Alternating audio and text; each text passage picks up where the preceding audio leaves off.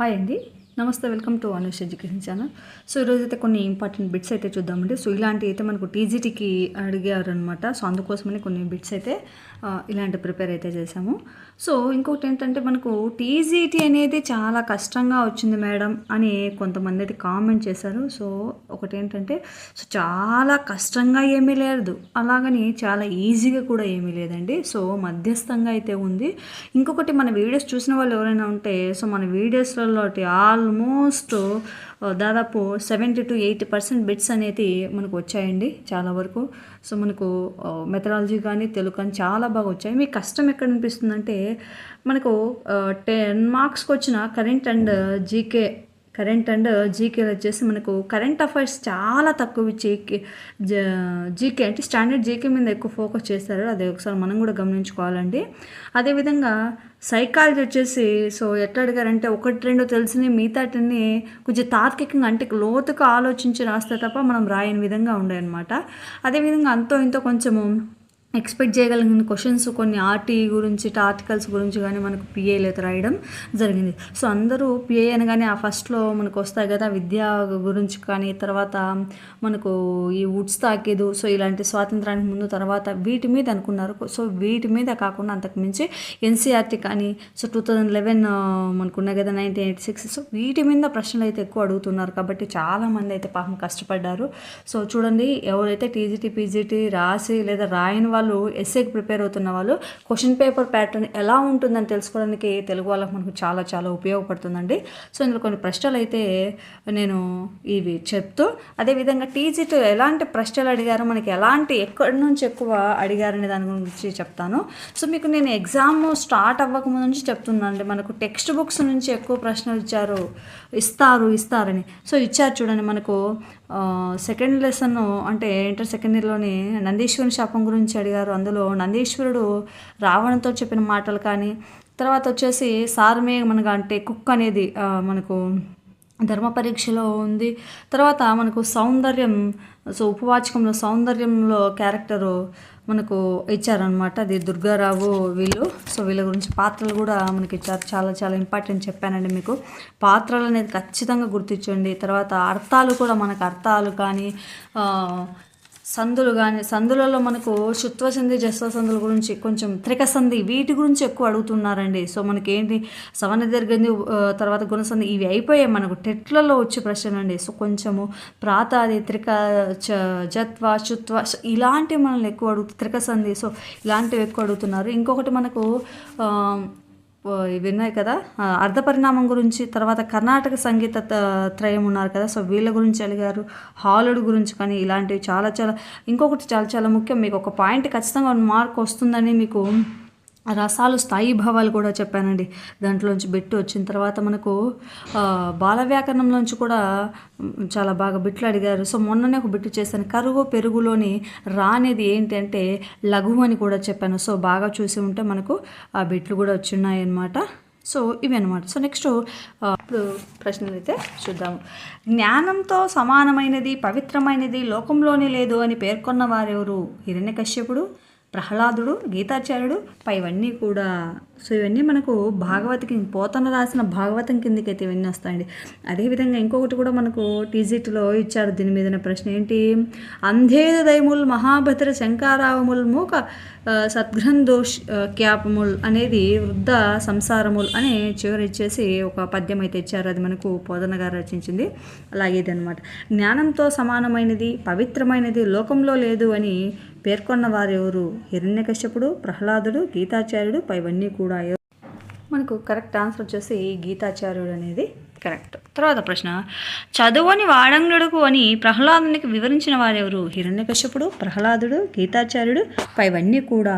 Correct answer వచ్చేసి మనకు హిరణ్యకశ్యపుడు అనేది మనకు కరెక్ట్ ఆన్సర్ అవుతుంది.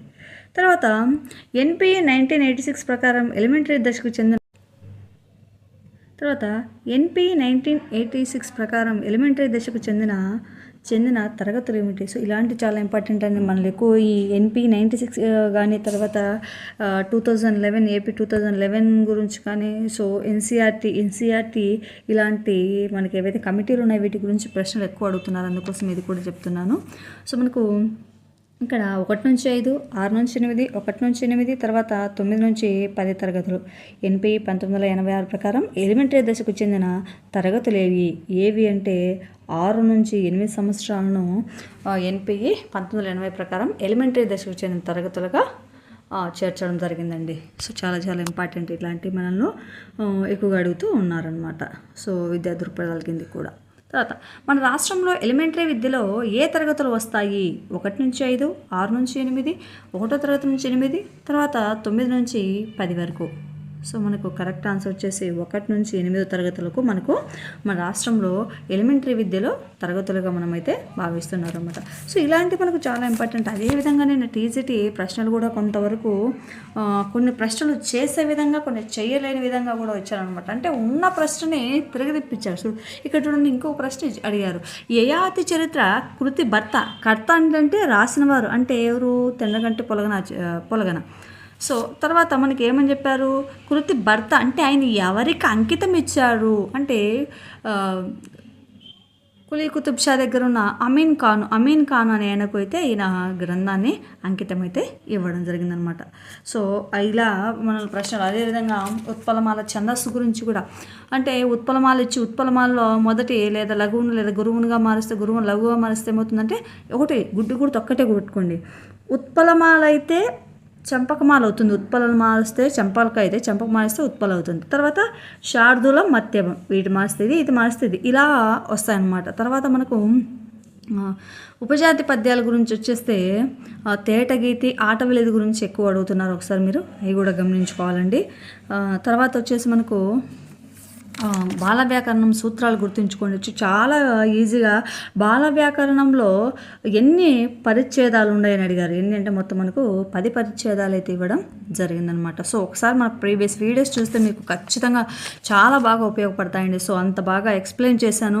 ఆల్మోస్ట్ మన వీడియోస్లోంచి బిట్స్ అన్నీ కూడా రావడం అయితే జరిగింది. ఎవరైతే నమ్మి మన ఛానల్లో చూస్తూ ఉన్నారో సో వాళ్ళందరూ కూడా బాగా ఉపయోగపడుతుంది. అదేవిధంగా మనకు 9th క్లాస్ కానీ, సో 10th క్లాస్లో కానీ బాగా బిట్స్ అయితే బాగా వచ్చాయండి. తర్వాత మైత్రిం బోలెడ ధర్మం దాత్రేది విజురు లేదు అని మనం 9th క్లాస్లో స్నేహం అనే పాఠంలో మనకు తిక్కన గారు అయితే పద్యం చెప్పారు.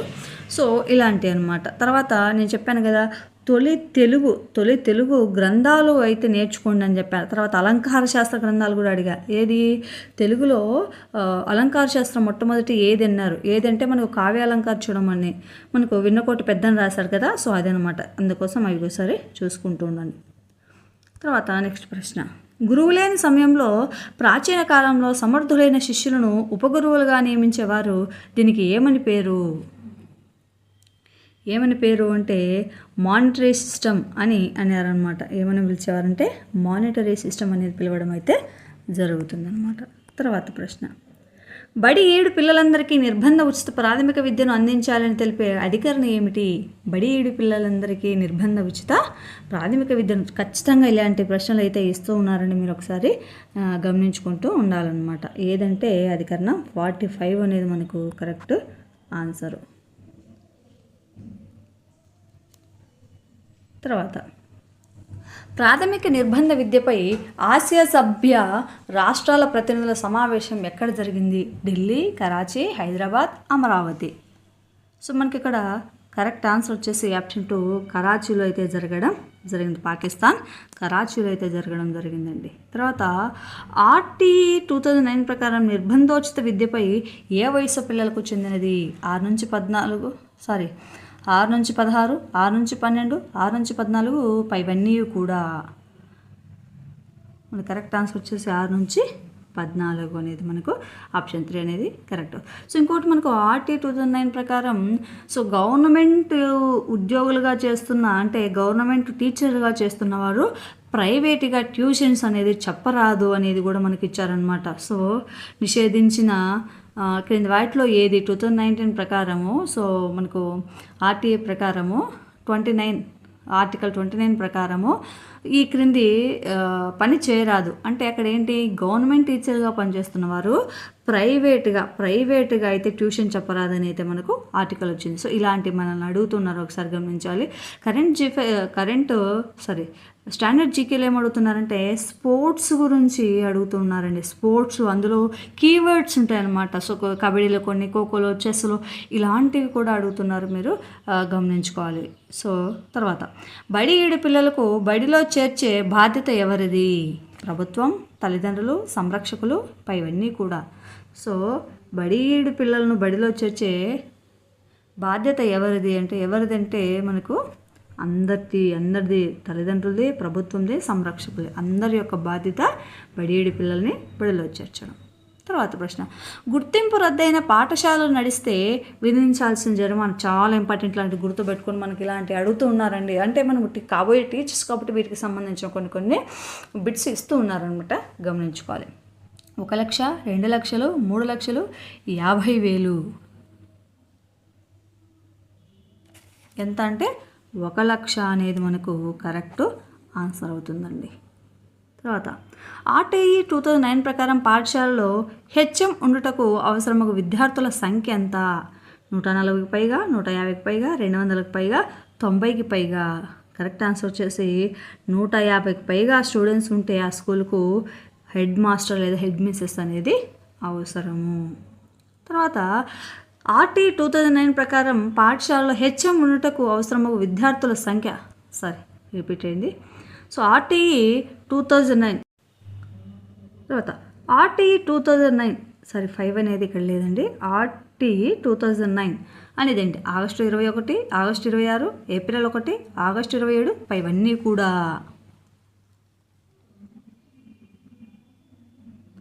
కరెక్ట్ ఆన్సర్ వచ్చేసి మనకు ఆగస్టు 26 అనేది కరెక్ట్ ఆన్సర్ అవుతుంది. ఆర్టీఈ 2009 అనేది ఏంటంటే ఆగస్టు 26 అయితే చేశారు. తర్వాత ఆర్టీఈ 2009లో ఉన్న సెక్షన్ల సంఖ్య ఎంత? 37, 38, 39, 19. కరెక్ట్ ఆన్సర్ వచ్చేసి మనకు 38 సెక్షన్లు అయితే ఉన్నాయన్నమాట. అందులో 29వ సెక్షన్ గురించి ఇచ్చారు. సో ఈ 38 ఆర్టీఈ 2000లోని రైట్ టు ఎడ్యుకేషన్లోని 38 సెక్షన్ల గురించి ఖచ్చితంగా మీరు తెలుసుకోండి. ఒక బిట్ అయితే మనకు 100% అయితే వస్తుంది ఎవరైతే ఎస్ఏ రాస్తున్నారో. సో మీరు మనం వెనక పడకూడదంటే అందరికంటే ఒక స్టెప్ ముందుగానే ఉండి మనం చదువుకుంటూ ఉండాలి. సో మనకు ఈజీ ఇంకోటి ఏంటంటే టీజీటీలో ఇచ్చింది సత్యరాజ పూర్వదేశ యాత్రలు అంటే చాలా ఈజీ గుర్తుపెట్టుకోవచ్చు. కందుకూరి వీరేశలింగం గారి రచన ద గలీవర్ ట్రావెల్స్ నుంచి అయితే మనకు ఇచ్చారు. అదేవిధంగా ఇంకా ఇచ్చారంటే మనకు టెక్స్ట్ బుక్ పరంగా ఏమి ఇచ్చారంటే మానవ విలువలు ఇతివృత్తాలు అంటే మనకు ప్రేమిత్రుడు, తృప్తి, ఈ రెంటిల్లో కూడా మానవ విలువలు అనేది ఇతివృత్తంగా కాదు. తర్వాత అదేవిధంగా వచ్చేసి మనకు మధ్య ద్రావిడ భాషల గురించి అడిగారండి. సో మధ్య ద్రావిడ భాషలు అంటే మనకు వాళ్ళు ఇచ్చిన ఆప్షన్ ప్రకారము మనకు కువి, గదబ, కోత, తొద, సో ఇవన్నీ మనకి ఇచ్చారు. కానీ మనకు కువి, గదబ అనేది మనకు వచ్చాయన్నమాట. తర్వాత చెప్పాను కదా ఎన్సీఆర్టీ బిట్స్ కూడా మనకు రావడం జరిగింది. తర్వాత మనకు మీకు చెప్తూనే ఉన్న శ్రీనాథుడు లేని బిట్టే లేదండి. శ్రీనాథుడు గురించి అడగని క్వశ్చన్ పేపరే కాదండి అని. సో ఆయన యొక్క కవితా గుణాలు మనకు 10th క్లాస్లో సో 10th క్లాస్లో ఉంది కదా భిక్ష అనే పాఠంలో ఆయన యొక్క ఇచ్చారనమాట. ఉభయ వాక్ప్రౌఢి, సూక్తి వైచిత్ర అనగానే మనకేం గుర్తొస్తుంది? ఎర్రన్ గారు కదా అదే ఇవన్నీ కూడా మనకు ఆయన గురించి గుర్తొస్తాయి. కానీ ఇవన్నీ కూడా మనకు ఉభయ వాక్ప్రౌఢి కానీ, రసాభిత చింతం కానీ, తర్వాత వచ్చేసి మనకు సూక్తి వైచిత్రి, ఇవన్నీ కూడా మనకు శ్రీనాథుడి గారి యొక్క రచనలే. సో అందరూ ఎక్కడ పొరపాటు పడుతున్నారంటే మనకి ఎంతో ఇంపార్టెంట్ అయిన ప్రాచీన సాహిత్యం గురించి పెద్దగా ఎక్కువ బిట్లు ఇవ్వలేదు. ప్లస్ అదేవిధంగా అస్సలు ప్రబంధ కవుల గురించి కానీ, శ్రీకృష్ణుడు కానీ, శ్రీకృష్ణదేవరాయలు కానీ, అష్టదిగ్గజ కవుల గురించి కానీ అస్సలు అడగలేదు కదండి. తర్వాత మనకు మెథడాలజీలోని పద్యబోధన, గద్యబోధన, తర్వాత ఈ సోపాన క్రమాలు అడగచ్చు, లేకపోతే మనకి ఇవే పరస్పరాశ్రితాలైన భాషా నైపుణ్యాల గురించి అన్నీ అడిగారు. కానీ సో ఎలా అడిగారంటే కొంచెం ఆలోచించే విధంగా, చూడగానే బిట్టు వేరే విధంగా లేకోకుండా కొంచెం ఆలోచించాలి మనము ఆప్షన్స్. తర్వాత ప్రవచనాల రూపంలో ఇచ్చారనమాట. సో ఇవన్నీ మనం బాగా చదవాలంటే సో మనం 1కి 4 సార్లు ఎప్పుడైతే చదువుతామో మనం అప్పుడు చేయగలుగుతామండి. తర్వాత అవధానుల గురించి అంటే అవధానిని మనకు అర్ధవ్యాకోచము, అర్ధ సంకోచము అవన్నీ ఉన్నాయి కదా. సో వీటి గురించి కూడా అడిగారనమాట. అవధాని అంటే అర్ధ వ్యాకోచం గురించి వస్తుంది, పెద్ద అంటే అర్ధ సంకోచము, సభికులు అనేది మనకి ఏమొచ్చిందంటే ఇప్పుడు అర్ధ గౌరవం అనేది ఏర్పడింది. సో దాహం అనేది లక్ష్యార్థ సిద్ధి. సో ఇలాంటి ఇంకోటి అడిగారు క్రియాపద మూల రూపం. మొన్న మన బిట్లలో చూశారు, అంటే బాల వ్యాకరణం గురించి బిట్లు చేశాం కదా, సో అందులో వచ్చాయన్నమాట. క్రియాపద మూల రూపం ఏదంటే ధాతువు. అంటే ఇప్పుడు ఒక పదం తీసుకుంటే దాని యొక్క మూలం దేని నుంచి అయితే మనకు ఇప్పుడు చూచుట, చూచు అనే పదం నుంచి చూచుట, చూడడము, చూడక ఇవన్నీ వచ్చాయన్నమాట. ఆ చూచు అనేది ఏమవుతుందంటే మనకు ధాతువు అవుతుంది. సో ఇలా అడిగారనమాట. మనకు విశేషాలు కానీ విశేషణాలు కానీ వీటన్నిటి గురించి కూడా మనల్ని బిట్స్ చాలా బాగా అడిగారు. తర్వాత ఆధునికంలో కూడా మంచి బిట్స్ అడిగారండి. సో ఆధునికం గురించి బాగా చదివి మనకు పట్టుంటే కనుక ఈజీగా చేయగలుగుతాం. తర్వాత మీకు చెప్తూనే ఉన్నాను, ఎవరైతే దిగంబర కవులు ఉన్నారో వాళ్ళ యొక్క పేర్లు, కలం పేర్లు అనేవి చాలా ఇంపార్టెంట్ అండి. దిగంబర కవుల గురించి మనల్ని అడుగుతారని. సో దిగంబర కవుల గురించి కూడా మనల్ని బిట్ అయితే అడిగారనమాట. సో అందులో చరబండరాజు, బద్దం భాస్కరు, తర్వాత నగ్నముని హృషికేశ్వరరావు. సో ఇవి వాళ్ళ యొక్క ఏమంటారు, వాళ్ళ యొక్క కలం పేర్లు అనమాట. సో వీటి గురించి అడిగారు. అందుకోసం ఇవన్నీ చదువుతూ ఉంటేనే మనకు ఈజీగా ఉంటుంది. సో వేదుల సత్యనారాయణ గారి యొక్క రచనల గురించి కానీ, తర్వాత వానమామలే పోతన చరిత్రము, ఆ బిట్టు కూడా అడిగారు. సో ఇలాంటి బిట్లు అడుగుతున్నారు కాబట్టి మనము కొంచెము ఆధునికం కూడా చాలా చాలా ఇంపార్టెంట్ అండి. సో ఆధునికము ఇచ్చిన బాల వ్యాకరణము ఎవరైతే బాగా చేయగలుగుతారో సో వాళ్లకు జాబ్ అనేది తెచ్చుకోవచ్చు.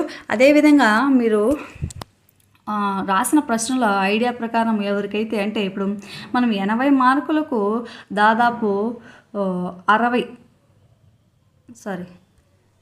80 మార్కులకు ఎవరైతే 60కి పైగా 60 నుంచి 65 లోపు ఎవరైతే సంపాదించగలుగుతారో, అంటే మీకు 60 నుంచి 65 ప్లస్ టెట్లో ఎంత లేదన్నా 13 మార్కులకు పైన ఉంటే, అంటే మొత్తం అయితే మనకు 73 లేదా 75 మార్కులు కనుక మనకు వచ్చాయంటే 100% మనకైతే జాబ్ అనేది వస్తుందన్నమాట.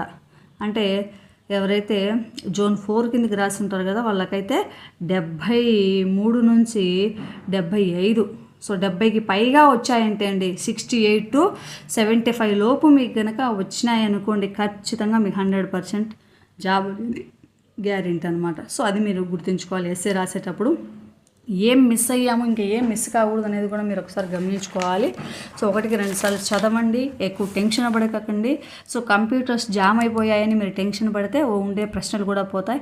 సో మీ టైం మీకైతే ఎన్నికి వస్తుంది. ఎస్ఏ రాసే వాళ్ళైతే 1కి 2 సార్లు దాని వీడియోలు చూడని టైం ఉంటే ఖచ్చితంగా బాగా ఉపయోగపడతాయి, బాగా చదువుతుంది. తర్వాత మన రాష్ట్రంలో ఎలిమెంటరీ విద్యలో ఏ తరగతులు వస్తాయి? ఏ తరగతులు అంటే 1 నుంచి 8 వరకు వస్తాయన్నమాట. తర్వాత పద్ధతి అనగా కుట్టుబడినది, కాలి స్పర్శ, కాలి నొప్పి, కాలి తాకిడి. కరెక్ట్ ఆన్సర్ వచ్చేసి మనకు కాలి తాకిడి.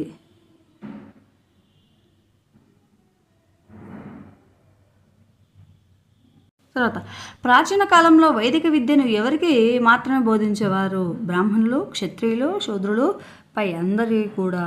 కరెక్ట్ ఆన్సర్ వచ్చేసి బ్రాహ్మణులకు మాత్రమే ప్రాచీన కాలంలో వైదిక విద్య అనేది మాత్రమే బోధించేవారు అనమాట. సో ఇవి ఇక్కడ ప్రశ్నలు అయితే మనకు, సో వీటి నుంచి అడుగుతున్నారు, ఇలా అడుగుతున్నారు అనే దానికోసం అయితే వీడియో చేశానండి. సో మీరు 1కి 2 సార్లు.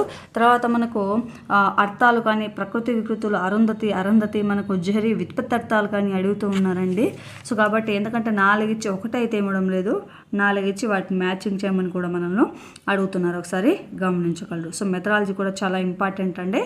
సో మనకు అనుకున్నాము ఏంటి, మనకు ఎక్కువగా నిర్వచనాలు అడుగుతుంటారు, నిర్వచనాల పైన చదవాలని. సో నిర్వచనాలు ఏం అడగలేదండి ఎక్కువగా. సో టెన్షన్ ఏం పడకండి, క్వశ్చన్ పేపర్ ఈజీగానే వస్తుంది. మీరు బాగా చదవండి, ఖచ్చితంగా చేయగలుగుతారు. ఎవరైతే ఎగ్జామ్ రాస్తూ ఉన్నారో వాళ్ళందరికీ ఆల్ ద బెస్ట్ అండి. సో టెన్షన్ పడకుండా ఎగ్జామ్స్ అయితే రాయండి. Thank you for watching videos.